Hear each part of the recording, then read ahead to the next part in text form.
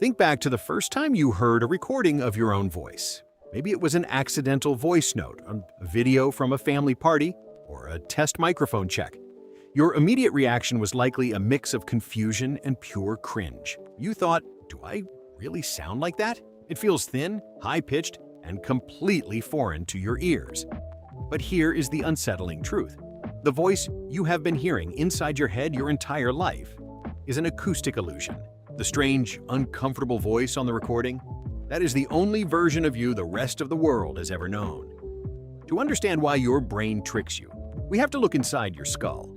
When another person speaks, their voice travels through the air as sound waves, hitting your outer ear and vibrating the eardrum.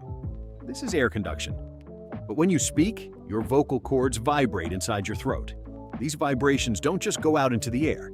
They travel directly through your jaw, neck, and skull bones straight to your inner ear. This is bone conduction. Your bones act like a heavy studio filter, boosting the lower, deeper frequencies.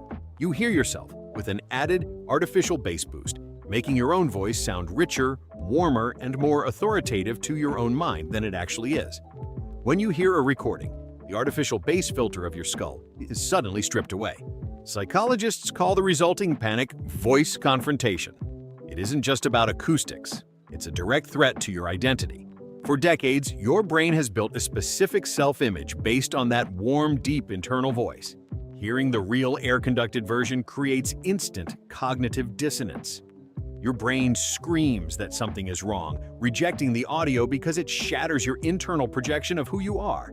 It feels like looking into a mirror and seeing a stranger's face moving in sync with your lips.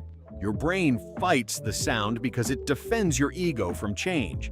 Because humans are biologically wired to associate deeper, lower frequency voices with authority, trust, and safety.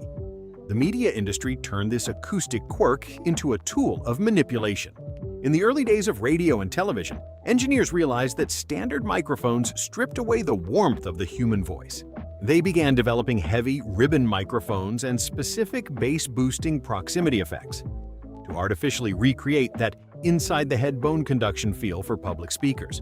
From movie trailers to late-night radio hosts, the voices that command our attention are engineered to mimic the exact acoustic illusion we hear inside our own skulls. Interestingly, this biological gap between our internal and external voice might have an evolutionary purpose.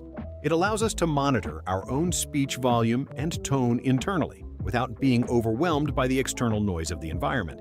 Imagine if your own voice screamed inside your ears at full volume. It would completely drown out the critical sounds of your environment, like a hidden danger. Bone conduction dampens the noise, keeping you safe and protecting your hearing. So, the discomfort you feel when listening to a recording? It isn't a sign that your voice is bad. It is simply the sound of your brain realizing it was fooled. Once you understand the physics of your skull, the cringe disappears. You realize that your real voice isn't thin. Your internal voice was just wearing acoustics armor. The next time you listen to a voice note and want to delete it, remember, the world isn't cringing. They've been listening to that exact voice since the day they met you, and they like it just fine.